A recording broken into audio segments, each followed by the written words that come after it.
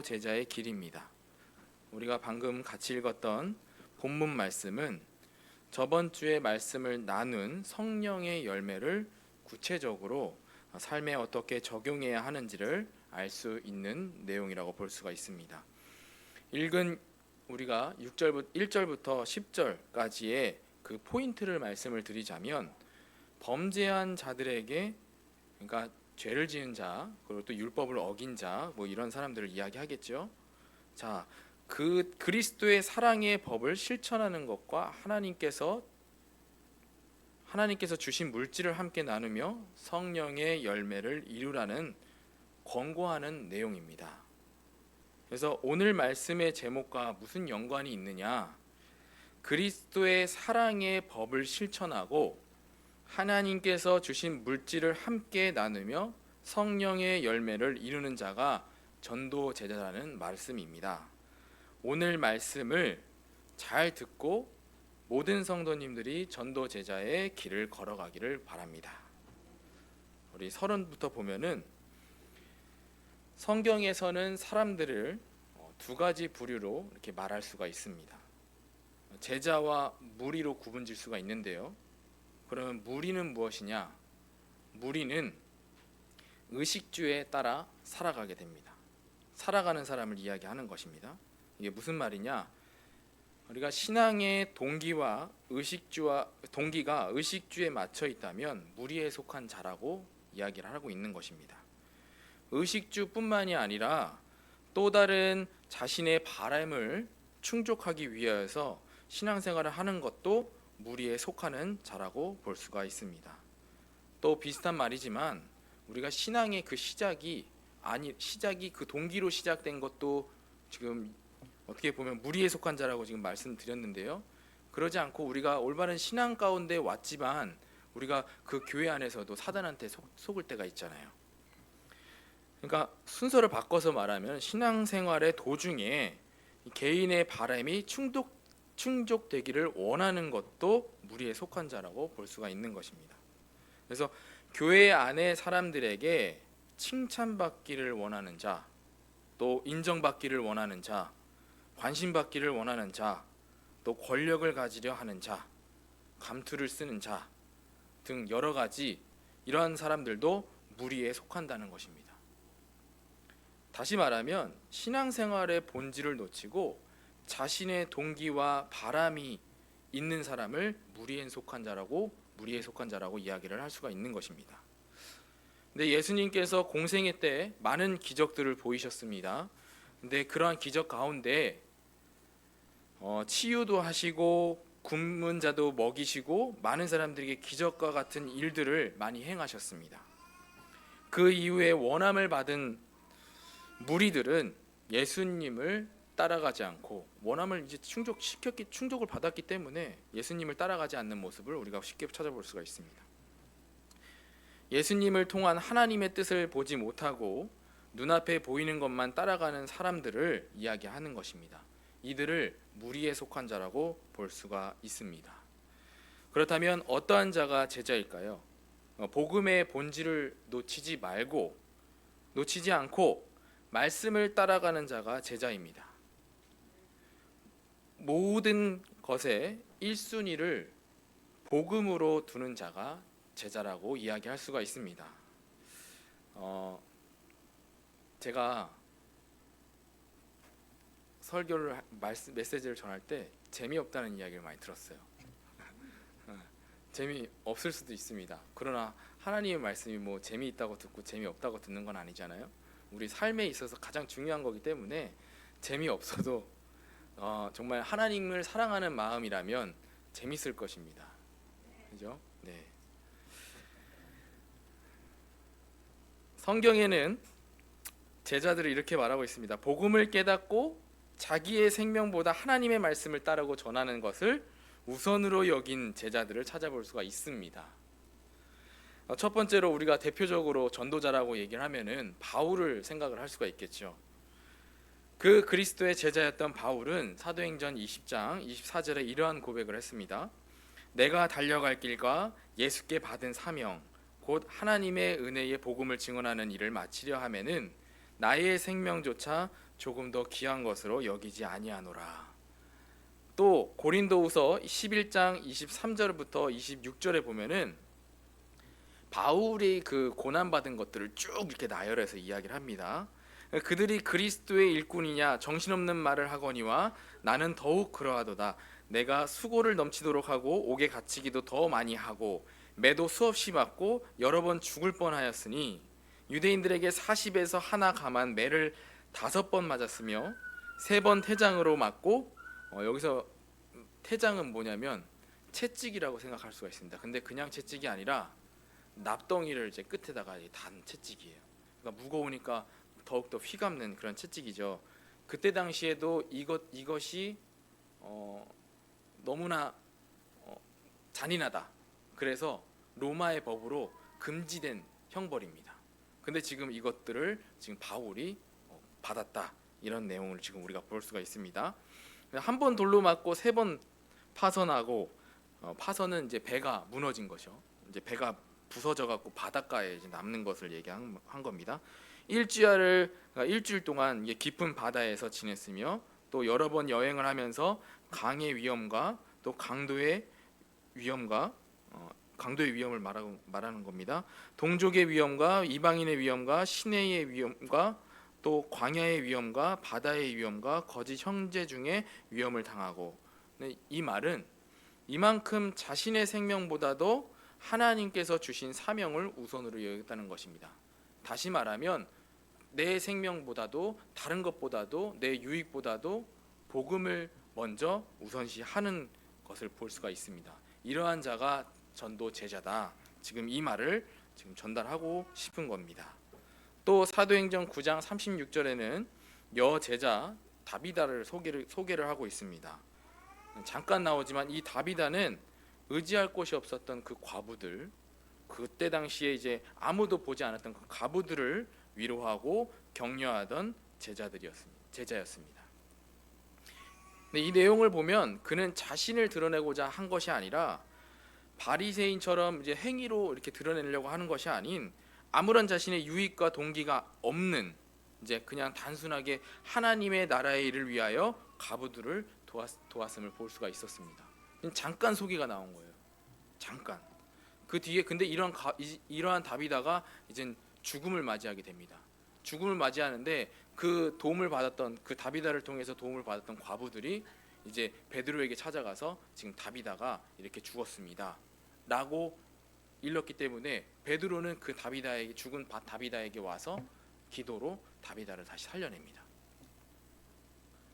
그 이로 이제 다시 생명을 얻음으로 인해서 초대교회 사람들과 함께 그 복음을 전하는 일에 쓰임 받았다. 그러니까 이러한 자들을 전도 제자라고 말하고 싶은 겁니다. 또한 브리스가 부부, 우리 너무나 많이 익히 들었기 때문에 잘 알 것입니다. 로마서 16장 3절에서부터 4절에 보면은 동역자라고 소개가 되어 있습니다. 누구의 동역자냐?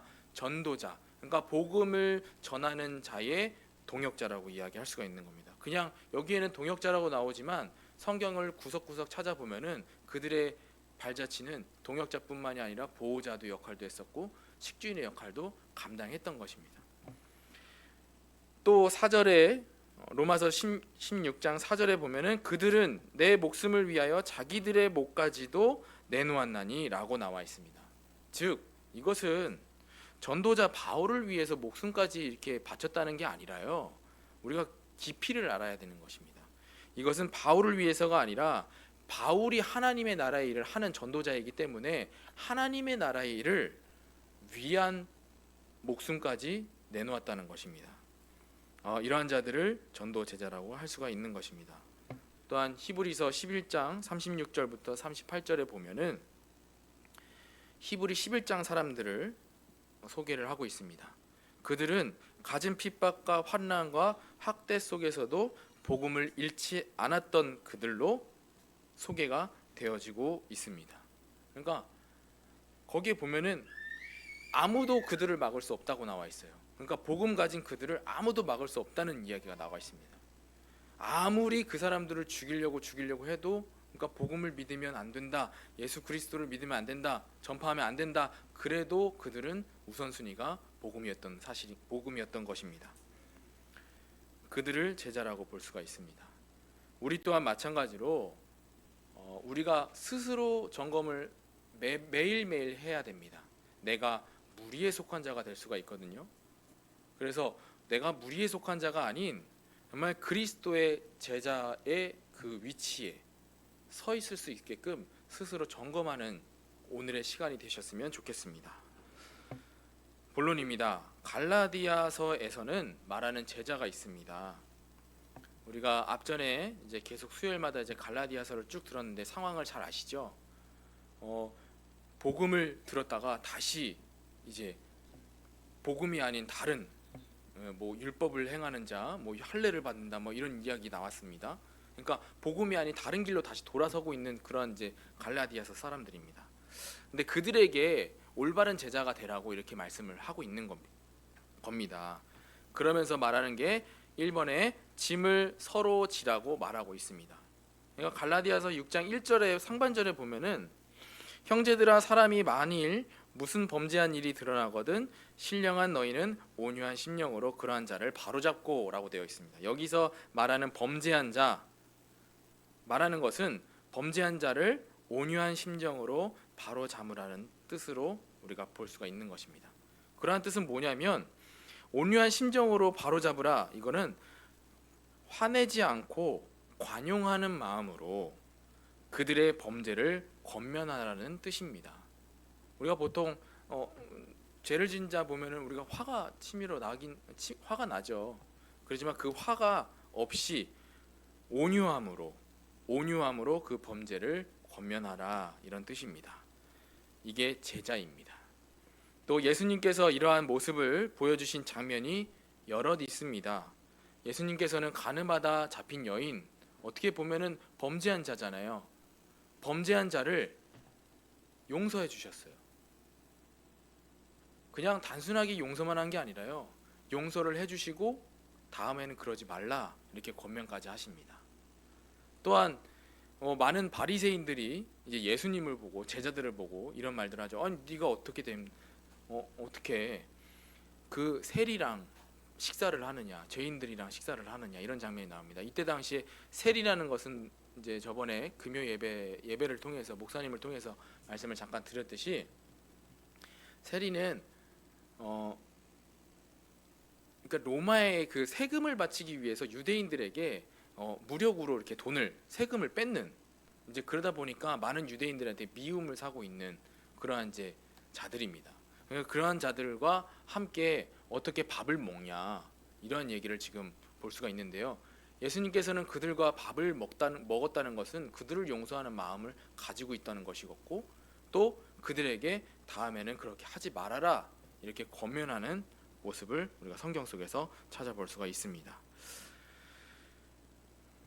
그래서 이러한 그리스도 제자의 온유한 심령을 악용하여서 계속해서 범죄를 하면 안 되는 것입니다. 그렇잖아요. 매번 이제 전도자의 마음으로 온유한 마음으로 용서를 하면서 권면을 했는데 그러한 마음을 악용하면 안 되잖아요. 범죄함을 알았으면은 그만하는 것이 맞는 거잖아요. 내가 하나님의 그 법에 따라서 잘못을 한 게 내가 발견이 되면은 그만하는 것이 맞는 거잖아요. 그러나 계속 용서를 받을 수 있다고 또 다른 범죄를 저지른다면 이것은 안 되는 일이라고 봅니다. 거짓말로 사람을 이간질하고 그러면 안 되는 것입니다. 거짓말로 전도자를 회방하는 것은 성령의 일을 회방하는 것이나 같습니다. 또 갈라디아서 6장 2절에는 너희가 짐을 서로 지라 그리하여 그리스도의 법을 성취하라. 이 말의 뜻은 복음 안에서 함께 함으로 그리스도의 법, 다시 말해서 살리는 일을 성취하라는 말씀입니다. 우리가 함께 성도들의 일들을 가지고 우리가 목사님께서 기도 제목을 만들어 주시고 함께 기도하고 있습니다. 지금 이것이 짐을 서로 지는 일이고 또한 그리스도의 법을 성취하는 일과 같습니다. 그러니까 우리가 함께 이제 성도지만 성도 남이라고 생각하지 마시고 내 일이다 생각하시고 우리가 함께 서로 짐을 지라, 이런 이야기 들릴 수가 있는 겁니다. 이런 말씀입니다. 또 갈라디아서 6장 1절 하반절에는 너 자신을 살펴보아 너도 시험을 받을까 두려워하라.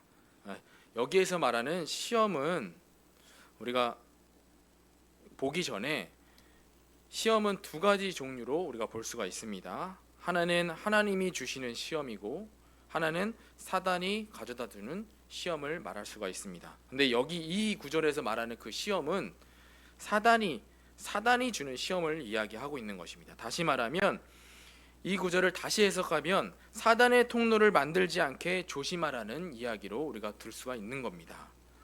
그러니까 주기도문에서도 시험에 들게 마옵시고 다만 악에서 구하시옵소서라고 기도하라고 예수님께서 기도를 가르쳐 주셨습니다.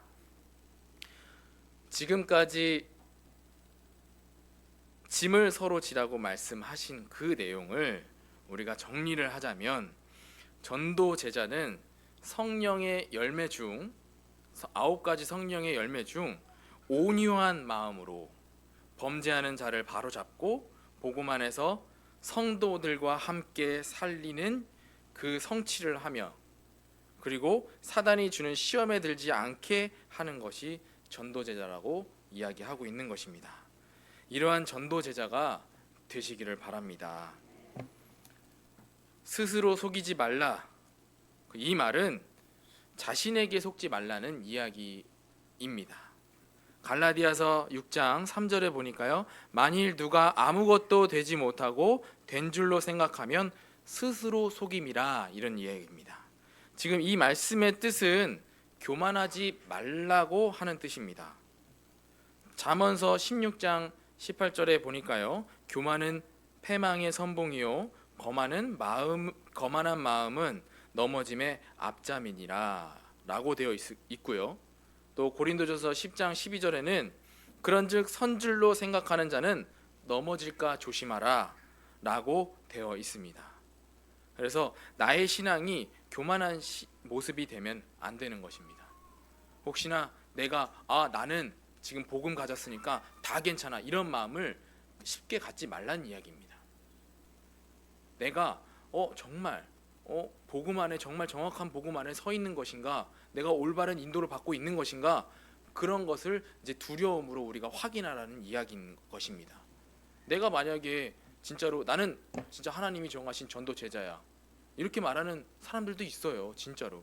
물론 어떻게 보기에는 확신을 가진 모습이라고 볼 수가 있겠지만 어떠한 모습으로는 그것이 자만함에서 나오는 패망의 길이라고 볼 수가 있는 것입니다. 그래서 우리가 스스로 그러한 자만함에 빠져 있다면 우리가 무너질 수가 있다는 사실입니다. 쉽다는 이야기입니다. 이 내용에 있어서 제가 경험자입니다. 내가 복음을 깨달았다고 해갖고 마치 모든 것을 다 깨달은 것처럼 제가 마음을 먹었을 때가 있었어요. 그러다 보니까 하나님은 나를 버리시지 않으셔. 절대로 하나님께, 물론 맞아요. 근데 그러한 이제 자만함에 나오는데 행동들이 있었습니다. 예전에는 매일매일 기도하고 말씀 듣고 찬양하고 그랬던 내 모습에서 순간순간 내 일상생활 속에 오늘은 조금 힘드니까 그래도 하나님이 인도하실 거야, 그러한 자만함을 지금 저는 경험을 했기 때문에 사실 솔직하게 말씀드리면 예전과 지금의 그 제 신앙생활 그것을 보자면 예전이 저는 훨씬 나았고 지금은 어떻게 보면 자만해서 무너진 상태라고 볼 수가 있습니다. 이거는 제 신앙 고백이에요. 그냥. 그래서 이러한 모습이 되지 않기를 바랍니다. 또 갈라디아서 6장 4절에는 각각 자기의 일을 살피라, 그리하면 자랑할 것이 자기에게는 있어도 남에게는 있지 아니하리니. 우리가 스스로 점검하셔야 되겠습니다. 내가 하는 일이 정말 하나님께 영광을 돌리기 위해서 함인지 아니면 누군가에게 칭찬과 인정을 받기 위해서 함인지 우리가 스스로 점검을 하시고 올바른 길에 서야 될 줄 믿습니다. 교회 안에서도 자칫 하나님의 나라의 일이 아니라, 어떻게 보면 이제 창세기 11장 1절부터 8절 말씀의 그 바벨탑 사건처럼 자신의 그 성취를 위한 일이 될 수가 있다는 이야기를 하고 있는 것입니다. 그래서 이러한 길들은 실패의 길이에요. 아무리 노력해도 실패의 길이에요. 그래서 우리가 이러한 길에 있지 않고 사도행전 1장 3절에 나오는 하나님의 나라의 일, 그 영원한 절대 실패하지 않는 그 일에 우리가 있기를 바랍니다. 말씀 속에서 찾아 하나님의 나라의 일을 누리는 여러분들이 되시기를 바랍니다.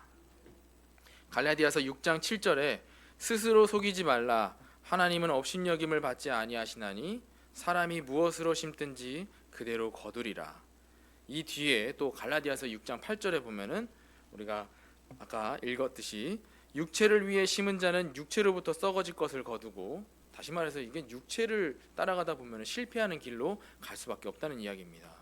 그러나 성령을 위하여 심은 자는 성령으로부터 영생을 거두리라, 이렇게 말씀하시고 계십니다. 항상 내 자신이 스스로 나를 속이고 있는지 매일매일 말씀을 통해 점검하는 은혜로운 교회 성도님들이 되셨으면 좋겠습니다. 3번에는 그리스도인의 십자가를 기억하라. 여기서 말하는 것은 지금 그리스도의 십자가가 아닙니다. 그리스도의 십자가는 우리가, 예수님이 감당하신 그 그리스도의 십자가는 우리가 감당할 수가 없는 겁니다. 우리가 짊어질 수가 절대 없는 겁니다. 그러한 것이 아니라 지금 여기 잘 읽어보면 그리스도인이라고 되어 있습니다. 그리스도인의 십자가는 자신을 부인하는 십자가를 이야기하고 있는 것입니다. 마태복음 16장 24절에 보면 이에 예수께서 제자들에게 이르시되 누구든지 나를 따라오려거든 자기를 부인하고 자기 십자가를 지고 나를 따를 것이니라 라고 되어 있습니다. 이 말은 자신의 기준과 판단을 버리고 하나님의 말씀을 따르라는 이야기인 것입니다. 갈라디아서 6장 12절에 무릇 육체의 모양을 내려 하는 자들이 억지로 너희에게 할례를 받게 함은 그들이 그리스도의 십자가로 말미암아 박해를 면하려 함뿐이니라. 이 9절에 억지로 할례라는 말의 뜻은 인정을 받기 위해서 신앙생활을 하지 말라는 이야기입니다. 그러니까 억지로 인정받기 위해서 구원받은 것처럼 행동하지 말라는 이야기입니다. 그러면서 다음 9절 갈라디아서 6장 13절에 할례를 받은 그들이라도 스스로 율법은 지키지 아니하고 너희에게 할례를 받게 하려 하는 것은 그들이 너희의 육체로 자랑하려 함이라. 그러니까 전도도 억지로 하지 말라는 억지로 하라는 것이 아닙니다. 누군가에게 보이기 위해서 억지로 교회에 앉혀서 자랑할 것이 아니라는 말씀입니다. 가끔 가다가 저도 이제 처음 저를 통해서 이제 전도가 되어졌을 때 굉장히 기쁘더라고요. 기쁘니까 막 자랑하고 싶어졌어요. 근데 지금 여기서 말하는 것은 그러한 이제 자랑을 이야기하는 것이 아니라는 것입니다. 또 우리가 자랑할 것은 그리스도의 십자가를 자랑하는 것밖에 없습니다. 갈라디아서 6장 14절에 그러나 내게는 우리 주 예수 그리스도의 십자가 외에 결코 자랑할 것이 없으니 그리스도로 말미암아 세상이 나를 대하여 십자가에 못 박히고 내가 또한 세상을 대하여 그러하니라. 그리스도의 십자가를 어떻게 자랑해야 됩니까? 나를 구속하신 그리스도를 자랑하시면 됩니다. 나를 구원하신 그리스도를 자랑하시면 되는 것입니다. 삼저주 가운데 해방하시고 불신자 상태에 있을 수밖에 없던 그 운명에서 나를 하나님의 자녀로 부르시고 구원하신 그리스도를 자랑하면 되는 것입니다. 다른 것은 우리가 자랑할 게 없어요. 혹시나 내가 응답받고 응답받았다? 그것 또한 사실 내가 자랑하는 것이 아니라 내 자신을 내가 이렇게 해서 응답을 받았다 자랑하는 것이 아니라 그리스도를 자랑하는 것입니다. 우리의 삶이 매일매일 그리스도를 자랑하는 전도 제자의 삶이 되시기를 바랍니다. 결론은 전도 제자의 길. 그러니까 저는 전도 제자의 길, 이건 영어로 말하면 웨이라고 할 수 있죠. 웨이는 다른 뜻으로 해석을 하면은 방법이라고도 할 수 있습니다. 그래서 전도 제자가 되는 방법, 그 중에 가장 첫 번째 갈라디아서 2장 20절입니다. 내가 없어져야 되는 것입니다. 내가 내 스스로 자랑함과 내 스스로의 내 기준과 판단과 모든 것들을 자랑하지 말고 없어져야 되는 것입니다. 그것은 다 십자가와 이미 못 박혀 죽어야 되는 것입니다. 그리고 오직 그리스도만이 내 안에 자랑이요 내 안에 사는 삶이 되어야 된다는 뜻입니다. 두 번째로는 말씀의 흐름을 놓치지 않는 자입니다. 이것은 말씀을 굳게 믿고 붙잡고 그리고 그 말씀이 성취되어지는 것을 기다리고 그리고 누리고 또 확인이 되면은 그것을 가지고 하나님의 말씀을 도전하는 자, 하나님의 말씀을 도전하는 자가 그리스도의 전도 제자라고 볼 수가 있는 것입니다. 우리가 하는 것이 아니에요. 전도 또한 우리가 하는 것도 아니에요. 그러나 우리의 마음은 항상 가지고 있어야 되는 거예요. 전도자의 마음을요. 항상 내가 하나님께 구원받은 그 감사함으로 항상 남에게 그 구원에 대한 그 감사를 전달할 수 있는 거예요. 그럼 그 마음은 항상 갖고 있는 거예요. 저는 항상 매일매일 말씀, 기도, 전도 굉장히 중요하다 이렇게 생각을 하잖아요. 우리가 구분은 지었습니다. 그죠? 말씀, 기도, 전도. 근데 사실 어떻게 보면은 이것은 하나라고 저는 느껴집니다. 그래서 혹시나 내가 전도자의 마음을 가지고 있다? 그리고 마음이 가져지니까 저절로 되어지는 게 뭐예요? 전도의 문이 열려지게 되어지는 게 뭐냐면 기도가 되어지더라고요. 근데 그 가운데서 기도하는 가운데 뭐가 찾아지냐면 하나님의 말씀이 계속해서 나를 이제 그 전도의 문으로 인도하시는 것을 우리가 확인할 수가 있는 것입니다. 이게 전도 제자인 줄 믿습니다. 또 전도 제자는 세상의 상급을 바라지 않아요. 세상에서 사람들에게 그 칭찬과 그리고 인정받는 것을 원하지 않아요. 하늘의 상급을 바랍니다. 마태복음 5장 12절에 기뻐하고 즐거워하라 하늘에서 너희의 상이 큼이라 너희 전에 있던 선지자들도 이같이 박해하였느니라. 또 디모데후서 4장 7절부터 8절에 보니까요. 나는 선한 싸움을 싸우고 나의 달려갈 길을 마치고 믿음을 지켰으니 이제 후로는 나를 위하여 의의 면류관이 예비되었으므로 주 곧 이로우신 재판장이 그 날에 내게 주실 것이며 내게만 아니라 주의 나타나심을 사모하는 모든 자에게도니라. 아멘. 그 의의 면류관, 그것을 누가 받냐? 전도 제자가 받는다는 이야기입니다. 그럼 전도 제자는 누구냐? 주의 나타나심을 사모하는 모든 자라고 이야기가 나와 있습니다. 우리가 정말 주의 나타나심을 사모하는 우리 은혜로운 교회 성도님들이 되시기를 바랍니다. 우리가 속담을 보자면 호랑이는 죽어서 가죽을 남깁니다. 사람은 죽어서 이름을 남긴다고 되어 있습니다. 우리는 그 이름을 남기려고 하는 것이 아니라 그리스도의 제자는 복음 가진 후대 제자를 남기는 것이 전도 제자의 길임을 저는 믿습니다. 은혜로운 교회가 이러한 일에 쓰임 받는 교회가 되기를, 또 서로 이 일에 짐을 지는 교회가 되기를 바랍니다. 전도 제자 렘넌트 후대를 세우는 우리 은혜로운 교회 성도님들이 되셨으면 좋겠습니다. 기도하겠습니다. 하나님께서 원하시는 그 참된 제자의 길을 갈 수 있도록 하나님께서 마음껏 축복하는 시작이 될 수 있도록 인도하여 주시옵소서. 우리가 복음 가진 후대를 양육하고 제자를 찾는 그 일에 힘쓰는 전도 제자가 될 수 있도록 인도하여 주시옵소서. 살아계신 주 예수 그리스도의 이름으로 기도드렸습니다. 아멘.